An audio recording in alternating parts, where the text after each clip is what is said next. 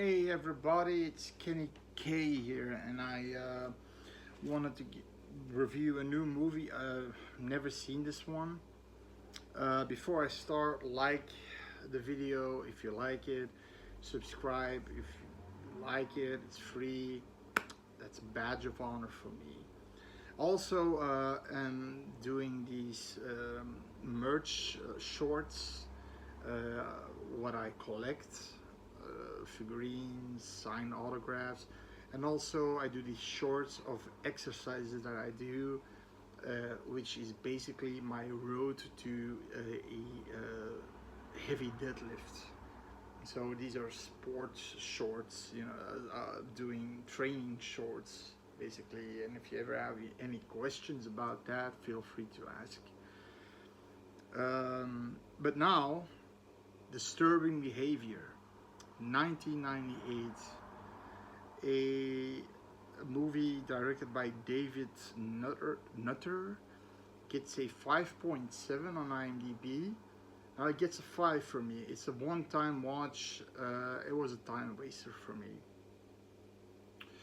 It's basically about this doctor, this evil doctor who comes to town, and he wants to experiment on the kids of the town, and manipulates during town hall meetings the parents to basically um, they have something, a product that can make your kid behave, be a straight A student, and you know everything your kid needs to be to prepare for life. So all these parents, of course, with you know and it's a school that has a lot of problem kids, so he goes there, he knows that, okay, I'm gonna get my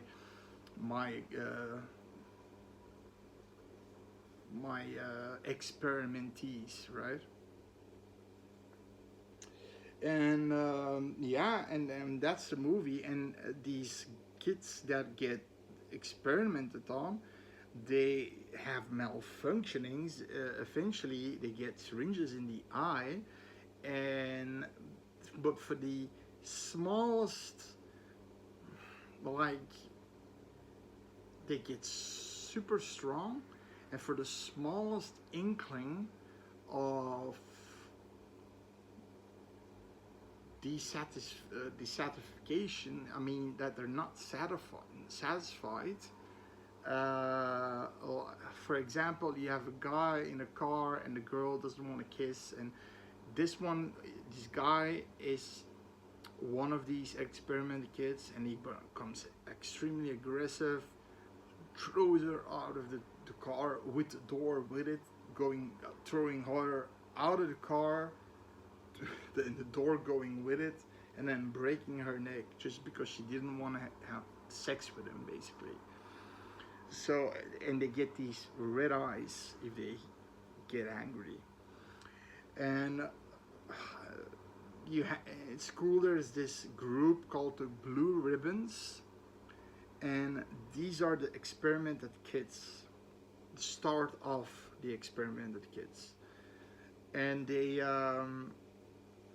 act really nice and polite, but like there's a janitor working there, Newberry, and they're always saying retard to this guy, and they're trying to lure you in.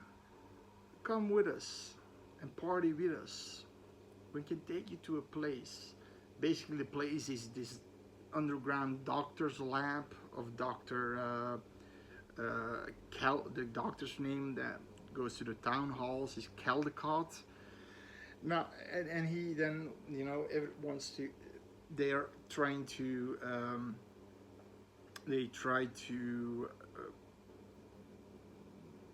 basically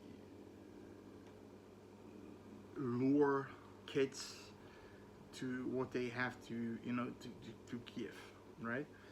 Now, first of all, this movie felt a little too much MTV teen pop. I'm not sure. goosebumps. Although you had some gore, but I'm not sure if there were "fuck you" bombs or whatever in there, or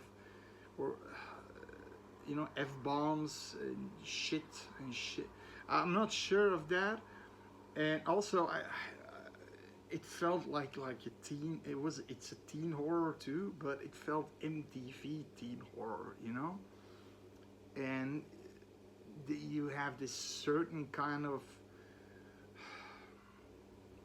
look to it, and it felt better than it would be a short story than a movie of 90 minutes long, in my opinion. Yeah. And you have a lot of great actors in there. You first of all, James Marsden from the X-Men movie Cyclops. You've got Nick Stahl. Now James Marsden plays a boy named Steve Clark. He becomes a target of the Blue Ribbons, and he's gonna fight the Blue Ribbons with three partners that are gonna help him. Nick Stahl, Terminator 3. John Connor, he plays John Connor in Terminator 3. He's like this. He's like the slackers, you know, smoking weed, their hair, the rockers, the punks, the punkers. His name's Gavin, but I liked him. He did a good job in this movie. Everybody acted good. That's not the problem with this movie, but it's something that I cannot. You also have William Sadler, that's the janitor, Newberry. He's eventually gonna find an idea that these Blue Ribbon kids don't like, and you have Katie Holmes in there. And I thought, oh, and weirdly enough, I thought, oh, that's a sexy lady. But then she arrives with her pickup truck on the school grounds, on the parking, and she goes on top of her pickup truck to get something. And meanwhile, she's doing this dance with a sexy fucking dance on on a stripper pole, and nobody's watching her. She's just doing. And I couldn't. Was it 1998? I mean, was this before Dawson's Creek? Now I remember as a kid, Dawson's Creek was on the television set just when everybody was busy with something, and I always remember. Oh, Joey was her name, I believe. Oh, that's a sexy girl, and everybody wanted to fuck Joey. So even Tom Cruise. No, but she's in this movie, and I didn't recognize her. Her name is Rachel, and these four people are gonna try to withstand. But all their parents are already manipulated by Dr. Caldecott, who wants to, you know. Put them in the program, but Caldecott knows that these kids are malfunctioning, and they need to. What is it like? It's in a syringe, a sort of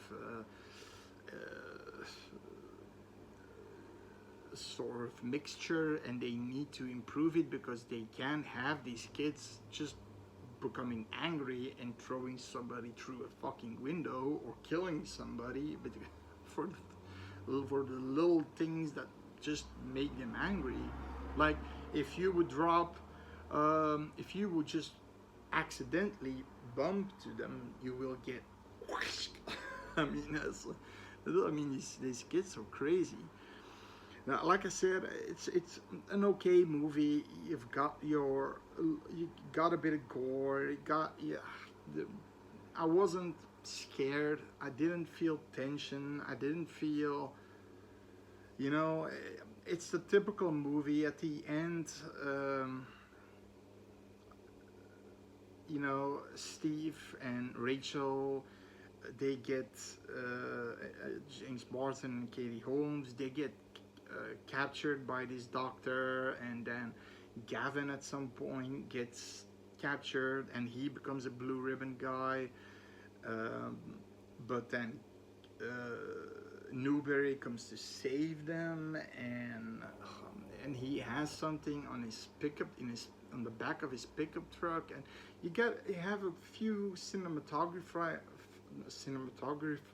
wise cool shots where the so Sadler's pickup truck has all these boomers, radio boom mics, and there's this sound coming out that these Blue Ribbon kids they they become crazy, and they get all these red eyes, and they're going after this truck, and you have this cool shot where it's from here, shot from here, and you see a truck in a black silhouette on a moonlit night, black silhouette car, and all these guys and girls going on the car, smashing the machines, and you see the car going off the ridge, and you see all these guys falling off, and meanwhile you see these Blue Ribbons still going after the truck, even though it's already fell down. They're all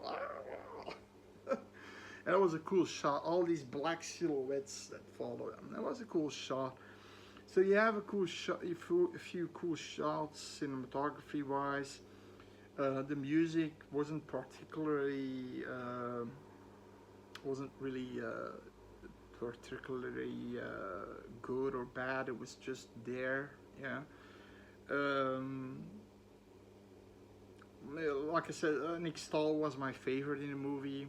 He was funny, and he knew the gist of it. He knew the gist of it from the beginning. So, and it's kind of sad that at some point he becomes one of the Blue Ribbons. There's also a twist in the end, but I won't spoil it. But yeah, like a Katie Holmes, this girl, and this sexy girl.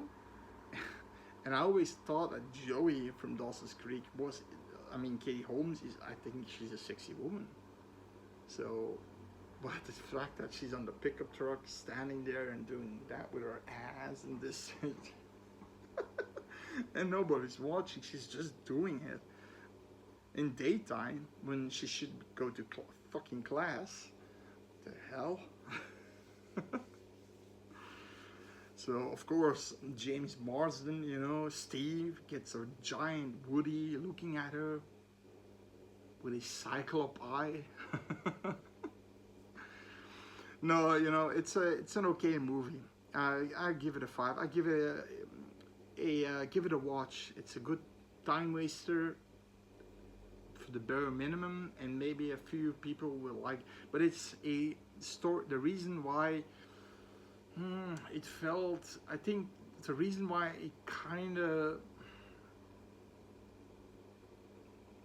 there's this thing that I sort of didn't like, was maybe because this movie the storyline has been told many times in different shapes and forms.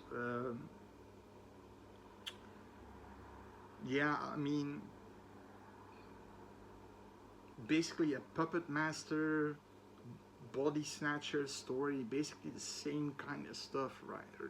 Except this is doctor who makes everybody into the kids into puppets, and it's like that, and I seen it before, and that's why I sort of dislike, and also like that MTV stylish teen horror movie. It had that feel to it. It didn't set MTV, but it had that feel to it. I think it would have been better in a short story, but in any case, give it a watch. Okay? See you later.